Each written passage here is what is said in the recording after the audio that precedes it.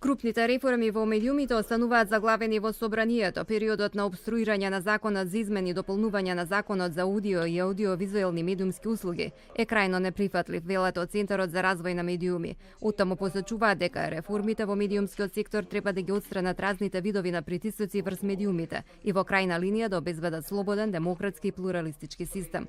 Во државата постои плурализам на медиумската сопственост, но не постои разновидност на програмски содржини од политички, културен и технички аспект, велат од Центарот. Од усвојувањето на тој закон би требало да се означи почетокот на многу повеќе подлабоки реформи кои што би требало во крајна линија да не доведат до отворен демократски и плуралистички слободен медиумски систем во Република Македонија. Бројот на радио и телевизиски станици во Македонија е контрадикторен со сиромасниот пейсаж на плуралноста, особено од аспект на политичката различитост.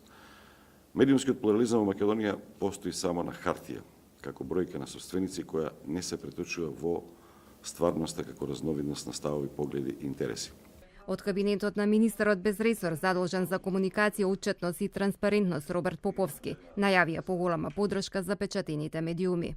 Се размислува да дефинитивно да им се помогна на печатените медиуми, бидејќи се символ за професионалното новинарство, кое што е во изумирање, секако во борба со лажните вести. На собраниска седница денеска предвидено е по скратена постапка да се укина членот 99 од стариот закон, според кој медиумите имаат обврска 50% од програмата што емитуваат да биде домашна продукција.